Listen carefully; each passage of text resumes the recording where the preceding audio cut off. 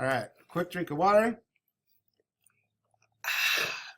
So we have Photoshop, and this is the portrait I was talking about.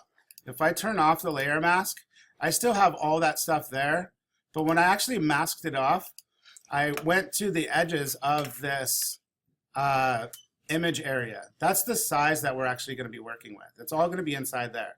So I can actually go in with a marquee tool, you know, the rectangular one, and just like go in and click, make sure it lines up to that. I already set up my rule of thirds here, and I showed you how to do that with the crop tool, just like this. And our rulers, which is Command R to show them, or you go up to a view and then show. It's kind of fun how easy they make some of these things. And you can make this perfectly right on top. And then if I escape or hit the no sign at the top, now I got both of these things. But on the bottom, we're not going to worry about it right now. Stranger Danger? Hi. I'm from... I'm going to pause this. So the stranger danger at the door is gone. Photoshop, we set up our rule of thirds, and the first thing is put in your dominant image. Why? Because it's bigger. Because it takes up a bunch of real estate. Hey, stop clicking. Especially when you're placing an image. It's really hard. And this is live recording. Should I say your name? JG. All right, so dominant image first. Now I'm going to create my subordinate image. I'm going to show you how to make like an official seal. Not one that like barks in the ocean. Waka waka. So I'm going to use this image here. And this is Jeff Koons' sculpture, which is gigantic. It's like 14 feet tall, made out of steel, and it's a inflatable dog or animal. It's a balloon animal. It's a dog, and this thing is actually like perfect. And I'm shooting with a GoPro down here, and I'm an idiot, and I'm timing a time lapse, and it looks like I'm praying to it, which I think is funny. Well, that's you. That's me down there. You know me, plaid shirt, shocker, right? So you guys know I'm gonna make my seal round. And when I mean round, I mean it's going to be a perfect circle, like that really terrible band. Or maybe they're good, I don't know. Maybe I don't have any taste. I want to make sure that all's well that's in there. So what I'm going to do is I'm going to just Command C, and I'm going to copy that, and I'm going to go over here, and I'm going to Command V and paste that. It's pretty simple, right? This thing is gigantic. It's almost the same size as our image. So you cannot have two dominant or two subordinate images, and that's why I'm telling you this, because there's a difference in size. And when I told you the other day about, hey, why don't we offset these a little bit so we can balance out this composition, there's a reason for it. So I'm going to put this in another focal point, but it's going to be smaller. And if I zoom in, this is what I'm going to show you guys. There's a little trick. Photoshop's all about selections, and they're all just pixels. So this is on my very top layer. As you can see, my layers palette up here. If I go file, or sorry, up into layer and then make a new one, there's also these shortcuts down here on the layers palette. There's the trash can, which I'm sure that you guys have seen. That's how you like delete a layer. There's the one next to it. It says create a new layer. Boom, and it automatically puts it on top of wherever you just were. Well, I'm gonna put that underneath my like balloon animal thingy, and I'm going to eventually get rid of all this other stuff. I just want this Jeff Koons balloon animal. Jeff Koons is one of those guys who people love or hate. Kind of like, I don't know, Eminem or Kevin Durant, right? So I'm going to get back onto this layer right here. You're like, what? Does anybody watch the NBA anymore? I'm going to get my magic wand tool, and I'm going to click out here. That means that everything outside of that circle is selected. If I click onto the layer that's underneath it and inverse the selection, now it's just inside. And I am going to just pick a color, kind of a bright one. just to kind of be a weirdly obnoxious. You guys think that's all right? How about that? And underneath the gradient tool, there's this thing called the paint bucket. And if I click inside here on the layer that's underneath, nothing happens, right? Well, it's behind there. It's a perfect circle. And it's exactly matched there. And this is one of the things that I want to show you. When we're talking about making something look like it's imprinted or embossed, there's a couple things that I want to show you as far as this is concerned. There are these things up here called blend modes. On the layers palette, right now yours probably says normal. And normal's great. I mean, it is what it is. By the way, I'm going to deselect, Command D, or go up to select and deselect. It's the third one down, second one down. I'm going to click back on the top layer, and what these blend modes do is they tell the program tells these pixels how they relate to the ones underneath. So underneath we got that kind of putrid, like dirty, I don't know, school bus color, like a little orange in it. So if I start playing around with this stuff, we can really get some weird things going on.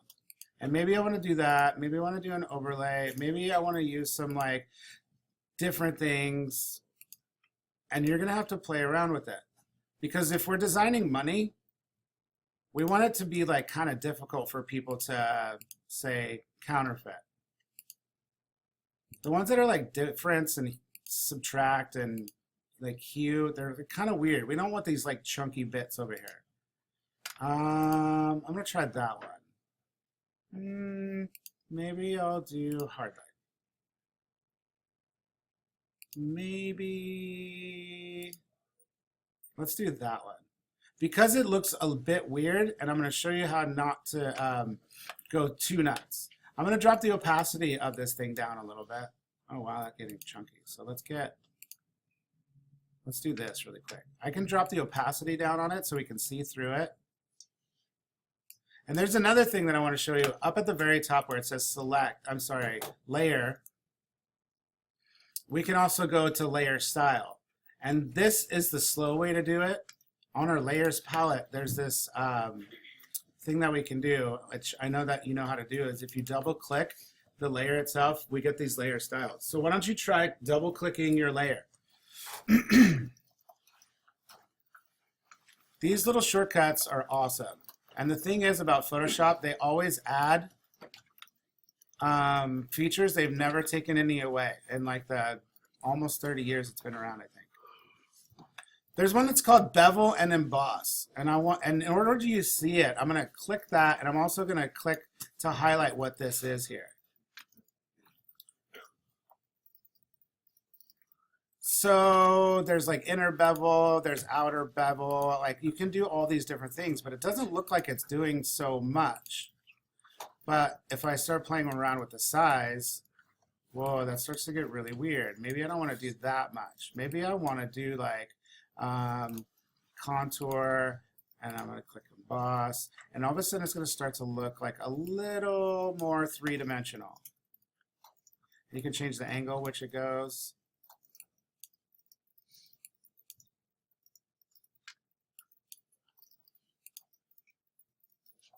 Ew. One of the best things about Photoshop is that you can get yourself in trouble really fast.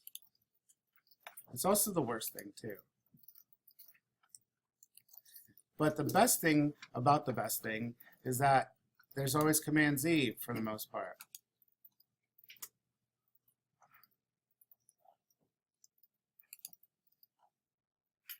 And what I also want to do is not click on texture because it just makes a whole bunch of decisions for you. You might think it looks cool, but that's just because you haven't seen it like 1,000 times. And that's what designers do. They're like, oh yeah, let's try that. No. It's like, you guys don't wear like clothes from the night. Nobody wears a hoop skirt anymore. So now I have something to work with, and I'm going to show you what we're going to do next. So if I click OK, now we have a dominant image and a subordinate image. And we need our actual currency symbol. That's why I actually left that sucker apart. So a couple of last things to wrap it up, Mr. S. If I get rid of that color kind of disc underneath, or maybe if I click on that and drop the opacity of it, I can make this thing look really kind of interesting. And then I'll go in and I'll mask off all these people, and I'll just have a circle with this balloon animal in it. And everyone's going to say, are you really like a big fan of Jeff Koons? Be like, no, I'm being ironical. So I'm going to bring this up, and you see how these shapes and colors are now, because they're underneath these things, they're acting differently. This is exactly what they do on currency. And I'm going to show you a couple more things too. But I need to place this, because we don't really have a lot of focus here. We got this dude, our dominant image. I have a subordinate image, but I need to make sure that people know that this is going to be like 1,000 simoleons or something. That's like a really old school way of saying dollars. Like dollar bill, y'all. Or ducats, I remember from way back in the day. Or Skrilla. There's actually a DJ named DJ Skrilla. And if you look at old currency or currency from other, we'll say, lands, there's some really cool stuff. Our money is a bit boring. I don't want yours to be boring, but I also don't want it to look like, oh, I don't know, I showed you that one thing where it was like outer space. So if I go from where we began, here, oops, if I go from here to here, I can start working together, and I'm going to place these things, and if I zoom in a bit, you can see that this thing starts to look a little bit more three-dimensional. I'm going to use a little bit more layer mask so I can get rid of these chunky edges.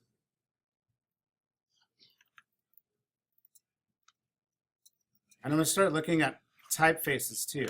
So by tomorrow, end of class, you'll be able to have the first thing finished. And this is close. I'm not showing you the total finish just yet. Guess what? That's only like 4 layers. But don't worry about this image behind everything just yet. Get focused on getting to here by the end of today, and you got like what, an hour, 40 minutes? Which is plenty of time. Plus tomorrow's little demo, like for 6 minutes. And then we'll wrap up the front of the face of the bill, and then we'll do the backside. I actually printed one of these up, and they're kind of fun. So, questions? Did I kind of make sense? One person said yeah. All right. Can someone say yay, yay? Have you guys ever heard of Master P? The old rapper, like probably your parents' age. He had a famous song that said, make him say, ah, na na na na.